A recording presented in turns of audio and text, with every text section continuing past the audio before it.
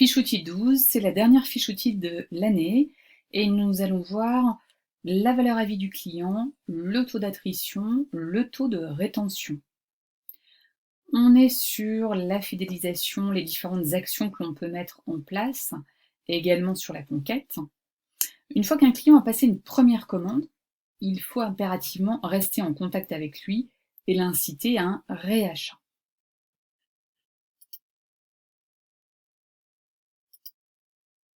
Qu'est-ce que le taux d'attrition?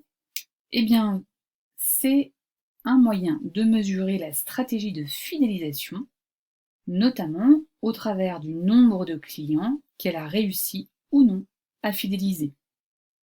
Nous allons voir comment calculer ce taux d'attrition. On va prendre le nombre de clients que l'entreprise a perdu sur une période donnée. Ça peut être sur un mois, sur un trimestre ou bien encore sur une année. Et on divise le nombre de ce client perdu par le nombre total de clients au début de la période.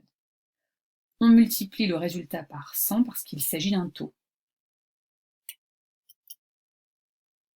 Concernant le taux de rétention, si l'entreprise a conservé ses clients, on parle à ce moment-là de rétention. Et on va utiliser l'indicateur du taux de rétention.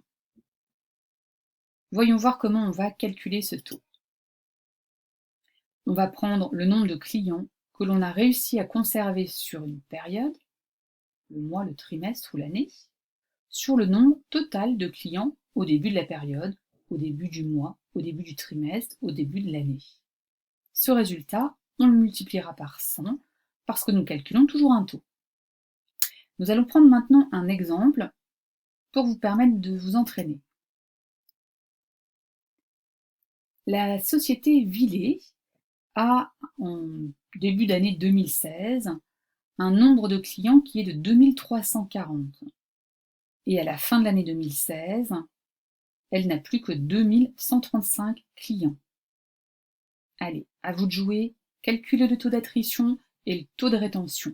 Une fois que vous avez trouvé, vous pouvez continuer. Voilà la réponse.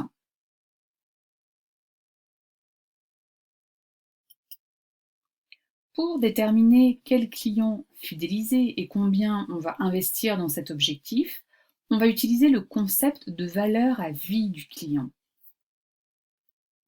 Voilà comment se calcule cette valeur à vie du client. Nous allons prendre les flux nets actualisés à la fin de la période observée, à la fin du mois, du trimestre ou de l'année, sur le nombre total de clients au début de la période. Alors, qu'est-ce que ça veut dire actualiser? Eh bien, ça va nous permettre de connaître la valeur d'aujourd'hui de notre client en tenant compte de tout ce qu'il va nous rapporter dans l'avenir.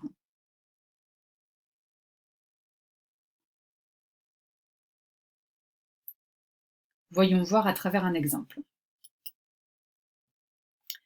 Dans le tableau qui vous est présenté de la société Industria, nous avons la marge que l'entreprise réalise pour 10 clients.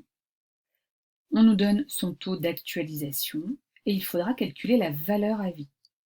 Vous allez tout d'abord actualiser la marge qui est de 400 € pour 10 clients, en sachant qu'elle évolue à 380 € l'année suivante, et la marge remonte l'année d'après à 400, puis remonte à 410 ensuite. Donc il faut commencer par actualiser la marge, et une fois qu'elle sera actualisée, vous pourrez la cumuler pour voir ensuite par client ce que cela représente. Quand vous avez fait vos calculs, vous pouvez passer à la solution.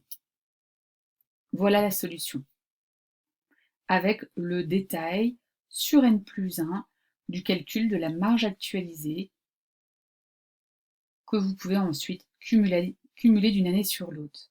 À la fin de la période, nous sommes donc partis sur des années et à la fin de la troisième période, nous avons donc la marge actualisée cumulée que l'on va diviser par le nombre de clients pour savoir quelle est la valeur à vie d'un client.